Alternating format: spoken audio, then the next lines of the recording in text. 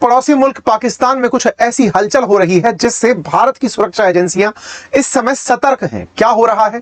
भारत ने हाल ही में नोटिस किया है कि तुर्की से कुछ एयरक्राफ्ट ऐसे आए हैं जो डिफेंस एयरक्राफ्ट हैं, और पाकिस्तान के नूर खान एयरबेस, ये वही एयरबेस है जहां पर लंबे समय तक भारत को आशंका थी कि अमेरिकियों ने यहां पर न्यूक्लियर बम छुपा कर रखा हुआ है। यह वही जगह थी जो सीबीएस न्यूज के हवाले से पता चली थी कि ईरान वालों ने अपने जहाजों को अमेरिकी हमलों से बचाने के लिए पाकिस्तान में पार्क करवा के रखा हुआ था। तीसरी बात यह पता चली है कि जिस समय तुर्की के एयरक्राफ्ट यहां आए हैं, मिलिट्री एयरक्राफ्ट, उसी समय पर चाइनीज एयरक्राफ्ट भी यहां पर आए हैं। कई तरह के प्रश्न यहां पर बनने लग रहे हैं। पहला, क्या भारत के लिए चिंता की बात है? दूसरा, क्या वापस पाकिस्तान वही कर रहा है जो अमेरिका के साथ अफगानिस्तान के मामले में किया था? क्या यह फिर से ईरान को सपोर्ट करके अमेरिका की पीठ में छुरा घोंप रहा है, या भारत के लिए कुछ ऐसी तैयारी कर रहा है जिससे भारत को चिंतित होने की आवश्यकता है?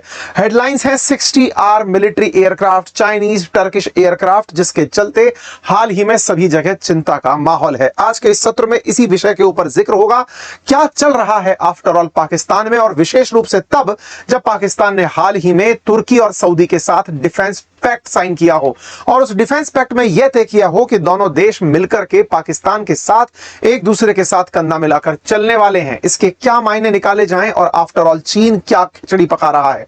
क्या ये सब मिलकर के कुछ और बड़ा तैयारी कर रहे हैं, या फिर ये केवल ईरान के लिए अपनी तरफ से जो संभव सपोर्ट है वो कर रहे हैं, या फिर हम खामखा चिंतित हो रहे हैं? आइए एक एक करके सारे विषयों पर विस्तार से चर्चा करते हैं। विस्तार से चर्चा से पहले फिर आपको याद दिला देते हैं, हमारी यात्रा 30 दिन 30 सवाल के साथ निकली हुई है, और यह यात्रा उत्तर भारत में अयोध्या से जनकपुरी का सफर करते हुए अब दक्षिण की तरफ मुड़ रही है। ऐसे में आपको हम अपनी तरफ से अपने इंस्टाग्राम अकाउंट्स के थ्रू, व्लॉग्स के थ्रू, और इवन अंकित इंस्पायर इंडिया पर भी हमने इसके कुछ सेशंस आपके साथ साझा किए हैं। आने वाले समय में आपको और भी जानकारियां मिलती रहेंगी। अगर आप टू डेट रहना चाहते हैं तो आप अंकित इंस्पायर इंडिया, अंकित अवस्थी व्लॉग्स, इन्हें सब्सक्राइब करके रखिए, आपको अपडेट्स मिलते रहेंगे। बाकी हरी इच्छा। चलिए आगे बढ़ते हैं। फिलहाल के लिए चर्चा इस बात की कि पाकिस्तान के अंदर चीन और तुर्की के विमान लगातार 60 घंटे से कोई ऑपरेशन चला रहे हैं। यह चर्चा जब जैसे ही बाहर निकलकर आई, कुछ इस तरह के बड़े बड़े मिलिट्री एयरक्राफ्ट थे जो उड़कर के पाकिस्तान के एयरबेसेस पर उतरते हुए देखे गए। जैसे ही ये तस्वीरें आई, भारत में चिंता की बात हुई। क्यों? क्योंकि ये नूर खान एयरबेस, मुरीद के और शोरकोट एयरबेस के ऊपर देखे गए थे।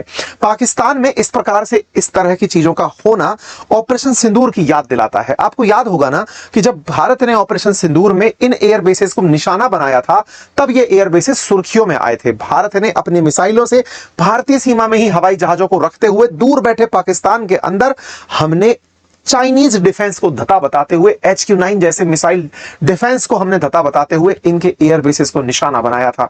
अब उस निशाने वाली जगह पर पाकिस्तान अब रिकंस्ट्रक्शन तो कर चुका है। तस्वीरें नूर खान एयरबेस की कुछ इस तरह से आ चुकी हैं, जहां जहां पर हमने नुकसान पहुंचाए थे वो रीबिल्ड कर दिए गए हैं, और उन रीबिल्ड की हुई जगहों को चाइना वालों ने भी ये एडमिट करके बताया है कि जब भारत पाकिस्तान पर हमले कर रहा था तब पाकिस्तान की मदद के लिए चाइना उन्हें इंटेलिजेंस दे रहा था। कुल मिलाकर ये तो सेट है कि भारत ने पहले भी कहा था कि 400 से ज्यादा ड्रोन्स ऐसे हैं, मिसाइल्स ऐसी हैं जो चाइना से आकर भारत में गिरी हैं। भारत ने पहले भी कहा था कि ऐसे बहुत से ड्रोन्स हैं जो तुर्की के द्वारा पाकिस्तान को दिए गए थे और वो ऑपरेशन सिंदूर में भारत में गिरे थे। इवन इतना ही नहीं, पाकिस्तान के अंदर से कुछ ऑपरेटिव्स भी मारे जाने की खबर आई थी जो तुर्की की तरफ से उनके ड्रोन्स को चलाने के लिए पाकिस्तान में भेजे गए थे।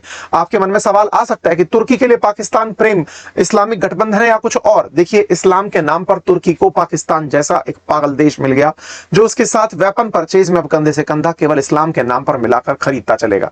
तुर्की ने हाल ही में अपने बायरख्तार ड्रोन्स के चलते दुनिया में वाहवाही बटोरी है, और इसी के बहाने उसे पाकिस्तान जैसा मिलिट्री पे स्पेंड करने वाला देश मिल गया है। आप जानते हैं कि पाकिस्तान के अंदर डिफेंस पर आंख मूंद कर खर्च किया जाता है। यहां के डिफेंस के बजट में हाल ही में 18% का इजाफा हुआ है। ऐसे में तुर्की और चाइना इसे अपने बड़े बाजार के रूप में देखते हैं। भारत के साथ अगर युद्ध हो तो पाकिस्तान की सेना खुद की सरकार को बेवकूफ बनाकर इनके खूब सारे खर्च करवाएगी, और वो मिसाइलें जो भारत पर दागी गई उनका कुछ इस प्रकार से खर्च आप होते हुए देखेंगे। भारत ने मई 2025 में यह कहा था कि 400 से ज्यादा ड्रोन्स ऐसे हैं जो भारत पर तुर्की वाले चलाए गए थे। तुर्की ने हेल्प किया था, यह भारत ने 2025 में ही पब्लिक कर दिया था। पाकिस्तान तुर्की के बदलते रिश्तों में इनके ऑपरेटिव्स मारे गए थे, यह चर्चा भी थी। लेकिन आज जब चर्चा हम कर रहे हैं कि तुर्की के अचानक एयरक्राफ्ट कैरियर्स पाकिस्तान में देखे गए हैं, पाकिस्तान की सीमा पर चलते देखे गए हैं, तो इससे दो तरह के सवाल बने कि अचानक आज के समय पर यह चर्चा क्यों। हाल ही में तुर्की और सऊदी ने मिलकर के पाकिस्तान से डिफेंस पैक्ट साइन किया है। क्या उस डिफेंस पैक्ट के बाद कुछ ऐसा है जो पाकिस्तान में उतर रहा है, कुछ ऐसा है जो चाइना से भी पाकिस्तान में उतर रहा है, और क्या पाकिस्तान दुनिया का ध्यान हटाकर भारत के साथ फिर से कोई जंग प्लान कर रहा है। यह चर्चा इसलिए क्योंकि पाकिस्तान बहुत लंबे समय से अपने आप को हाशिए पर पा रहा है। दुनिया में युद्ध हो रहा है लेकिन चर्चा पाकिस्तान की कहीं नहीं हो रही। पाकिस्तान अपने मुजाहिदीनों के चलते, पाकिस्तान अपनी सेना की घुसपैठ के चलते और कई तरह की ऐसी प्रॉक्सी वॉर्स के चलते सुर्खियों में रहा है। तो अब पिछले साल मई 2025 से अब तक इनके पास कोई काम नहीं है, तो ऐसे में फिर से कहीं ऐसा ना हो कि ऐसी तैयारी में हो कि चलो ठीक है, अब दुनिया में हमारे लिए ठीक माहौल भी है और भारत के अंदर कुछ ऐसा कर दिया जाए। इसलिए भारतीय गतिविधियां, भारतीय सुरक्षा एजेंसियां इनकी हलचल पर नजर बनाए हुए हैं। खैर, एक तरफ ये सारी बातें की नजरें बनाए हुए हैं, हम सारे प्रयास कर रहे हैं, लेकिन इनसे ऊपर हमको यह जानना जरूरी होगा कि पाकिस्तान चीनी सामान बहुत तेजी से परचेज कर रहा है। चाइनीज और टर्किश सामान परचेज करने में हाल ही में एक चीनी सबमरीन पाकिस्तान पहुंची है। साथियों, पाकिस्तान लगातार चाइना से न केवल अपने लिए डिफेंस इक्विपमेंट और मिसाइल परचेज कर रहा है, अपितु अब वो हंगौर क्लास की सबमरीन्स भी ले रहा है। ताजा अपडेट पिछले ही महीनों का है जब पाकिस्तान में चाइनीज सबमरीन्स आकर पहुंची हैं। साथियों, पाकिस्तान से चाइना पाकिस्तान सबमरीन का जो ये डील चल रहा है, इसमें ऑलरेडी पाकिस्तान के पास 5 सबमरीन है और 8 सबमरीन ये चाइना से और लेने जा रहा है। ऐसे में 13 सबमरीन्स के साथ अपने छोटे से तटीय क्षेत्र को पाकिस्तान सुरक्षित करने की जगह भारत के साथ इस तरह के युद्ध की तैयारी कर रहा हो, इसमें किसी प्रकार की कोई दो राय नहीं है। 2028 तक इसके पास 13 सबमरीन्स होंगी और वो सबमरीन्स, इसका बहुत छोटा सा कोस्टल एरिया है, भारत के कंपैरिजन में लगभग 1/8 हिस्सा है।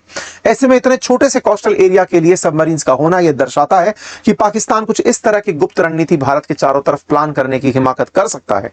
और उसी हिमाकत में इन्होंने हाल ही में, आज ही की अगर आप अपडेट देखें तो इन्होंने अपना जो चीफ ऑफ डिफेंस स्टाफ था इनके यहां पर आसिम मुनीर, उनके लिए एक कानून भी पारित कर दिया है जिसके तहत चीफ ऑफ डिफेंस फोर्सेस के पास अब नेशनल कमांड अथॉरिटी एक्ट के माध्यम से और भरपूर पावर दे दी गई है। मतलब ऐसी पावर जिससे आसिम मुनीर की शक्ति अब प्रधानमंत्री और यहां के राष्ट्रपति से भी बढ़कर हो गई है।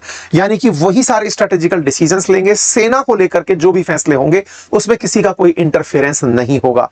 और इन्हीं आसिम मुनीर की वजह से अब पाकिस्तान में 18% डिफेंस बजट बढ़ाया गया है, जिसके चलते चाइनीज और टर्किश सामान यहां पर देखे जा रहे हैं। सवाल है, भारत क्या कर रहा है?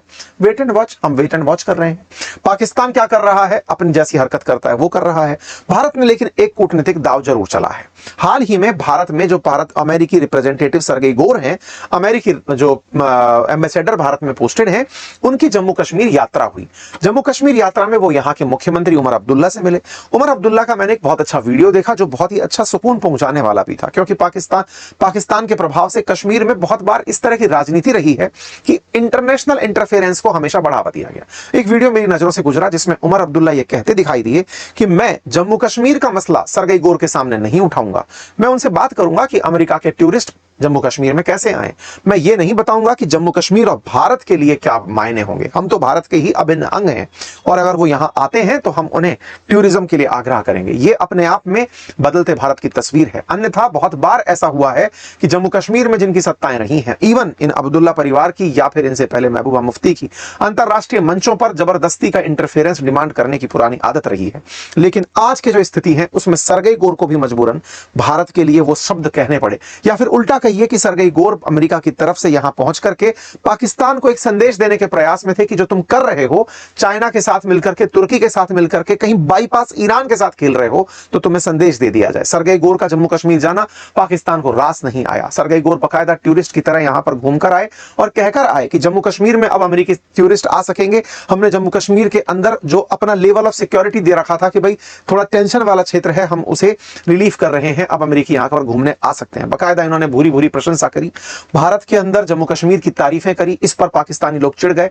उन्होंने अमेरिका के एम्बेसडर जो पाकिस्तान में हैं उन्हें बुलाकर अपनी तरफ से डिमार्चे दिया और डिमार्चे में यह बताया कि नहीं, आप गलत तथ्य दे रहे हैं, जम्मू कश्मीर भारत का अभिन्न अंग नहीं है, जो अक्सर वो हमेशा अपनी तरफ से दुनिया को कहते हैं। वो उन्होंने अमेरिकी प्रतिनिधि को बुला करके कहा। खैर, कुल मिलाकर के ये अपने आप में वो घटना है जिसका मतलब ये निकाला जा सकता है कि अमेरिका भी पाकिस्तान की गतिविधियों पर कहीं ना कहीं अब नजर बना रहा है। यही कारण है कि पाकिस्तान अब अमेरिका और ईरान ईरान के रिश्तों के बीच में मध्यस्थता कराने में कहीं दूर दूर तक नजर नहीं आ रहा है। वहीं दूसरी तरफ पाकिस्तान का लगातार सऊदी और तुर्की से मिलना और चाइना से इक्विपमेंट्स का इस तरह से आना एक ना एक तरीके से अमेरिकियों की चिंता बढ़ा ही रहा होगा। इसलिए कह रहा हूं क्योंकि पाकिस्तान ये सारी हरकतें ये कहकर दिखाएगा कि हम भारत से पानी सिंधु वाटर को लेकर के जंग की स्थिति में हो सकते हैं, लेकिन सही मायने में किसी को भूलना नहीं चाहिए ये वही पाकिस्तान है जिसने अमेरिकियों से बचने के लिए ईरान के एयरक्राफ्ट्स को अपने नूर खान एयरबेस पर छुपा कर रखा था। आज यही पाकिस्तान फिर से तुर्की और चीन के साथ मिलकर संभव है कि अमेरिका से लड़ने के लिए ईरान को मिसाइल्स दे दे। आपको जानकर आश्चर्य होगा कि ईरान को पहले भी मैन पैड्स मिसाइल्स जिनमें कंधे पर रख करके वो मिसाइल जो एयरक्राफ्ट को निशाना बना सके, जो हीट को लॉक कर सके, वो वाया पाकिस्तान ही चाइना से ईरान पहुंची थी। आगे भी अमेरिका इस बात को अच्छे से जानता है और इसीलिए ट्रंप ने आज एक बहुत बड़ा फैसला किया है। यह कहा है कि अगर कोई भी देश ईरान के साथ किसी भी तरीके से लीन पाया गया तो उसके ऊपर भर भर के सैंक्शन लगाए जाएंगे। इसका मायना यह है कि आने वाले समय में अगर अमेरिका ये जान जाता है कि किसी ने भी ईरान को कैसे भी फाइनेंशियली या फिर किसी भी प्रकार से लॉजिस्टिकली मदद की होगी तो उसके ऊपर अमेरिका बहुत ज्यादा सख्त होगा। ये बदलती हुई समीकरणों में पाकिस्तान कहीं इसका उद्देश्य लाभ भारत के खिलाफ जंग की तैयारी में ना करे, इसके लिए हमारी सुरक्षा एजेंसी पूरी तत्परता से नजर बनाए हुए हैं, क्योंकि माहौल जिस तरह का है वो सब कुछ अच्छा तो नहीं दिखा रहा है। बाकी आप लोग इसे कैसे देखते हैं जरूर कमेंट बॉक्स में बताइए। चैनल पर नए हैं तो सब्सक्राइब कर लीजिए और हमारी अगर राम यात्रा से जुड़ना चाहते हैं हमारे चैनल्स को सब्सक्राइब कर लीजिए, आपको अपडेट्स मिलते रहेंगे। तो फिर कहिए जय श्री राम।